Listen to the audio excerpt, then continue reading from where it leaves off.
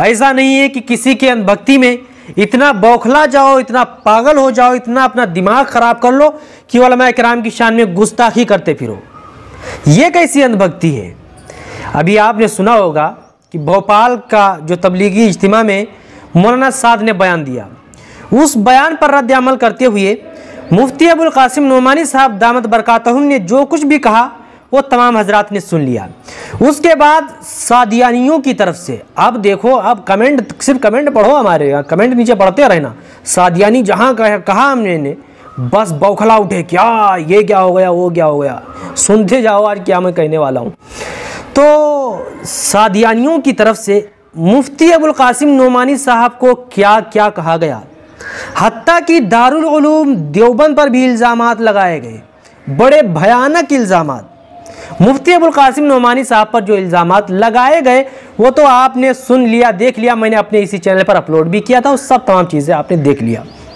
जी हाँ, उलमा किराम की शान में गुस्ताखी हूँ या किसी भी मदारिस को बुरा भला कहा जाए, मैं खामोश रहूँ, मुझसे नहीं हो सकता। एक नया अनुभव भी सामने आ चुका है। जी हाँ, उसने एक तहरीर लिखी, सोशल मीडिया पर वायरल कर दी।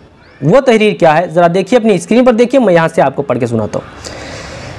हाँ, ये लिख रहा है कि हज़रत जी मौलाना साद साहब फरमाते हैं कि मदारिस के अंदर ज़कात नहीं देनी चाहिए, बल्कि ज़कात बेवा और मिस्कीन को देनी चाहिए, इसलिए कि अगर ज़कात का माल मदरसे में देंगे तो क्योंकि वो माल का मैल है और मैल खाकर उलमा सू पैदा होंगे, और साफ़ माल दिया करो, मदारिस के अंदर ज़कात का माल ना दिया करो। ये आप स्क्रीन पर देख सकते हैं, लिखा है कि हज़रत जी मौलाना साद साहब फरमाते हैं। मौलाना साद कौन है भाई जो फरमाते हैं? मैंने ऐसे अंधभक्तों को जो अपने आप को मौलाना कहने वाले हैं, उन अंधभक्तों को मैंने देखा है, और देखा नहीं है बल्कि वो मुझे कायदे से पहचानते हैं और मैं उनको कायदे से पहचानता हूँ। मेरी उनसे मुलाकात, तमाम चीज़ें हैं। मैंने उनके बयानात जो मस्जिद में जोड़ वगैरह के होते हैं उनमें मैंने खुद सुना है।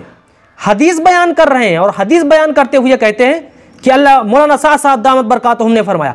अरे ये कहना चाहिए कि अल्लाह के रसूल सल्लल्लाहु अलैहि वसल्लम ने इरशाद फरमाया, ये कहने के बजाय हदीस को मौलाना साद साहब दामत बरकातहुम ने फरमाया। हर बात जब हदीस पढ़े तो हदीस पढ़ने से पहले बस ये कह दे कि मौलाना साद साहब दामत बरकातहुम ने फरमाया। तो दामत बरकातहुम ने फरमाया, ये देखो पहले वो हदीस है। कुरान की जब आयत कोई पढ़े तो मैंने ये आयत मौलाना साद साहब दामत बरकातहुम से सुनी है। ऐसे अंधभक्त पढ़े लिखे कुछ अनपढ़ अंधभक्त हैं। खैर, ये तो पहला इसका रहा है। दूसरी तहरीर भी देख लीजिए, यहाँ पर मैं लगा रहा हूँ।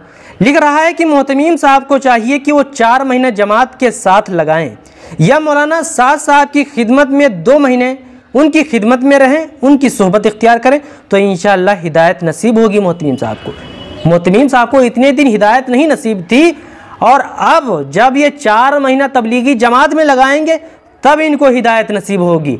या मौलाना साद साहब की 2 महीना खिदमत करें मुफ्ती अबुल कासिम नोमानी साहब। लिखने वाला कौन है? आम आदमी अपनी आईडी पे लगाए है, आम आदमी।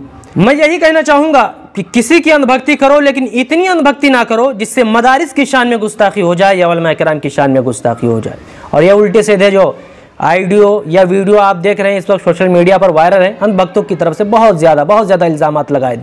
हमारे हज़रत के ऊपर मुफ्ती अबुल कासिम नोमानी साहब ने क्यों बयान दिया? बस ये है, हमारे हज़रत पर क्यों बयान दिया?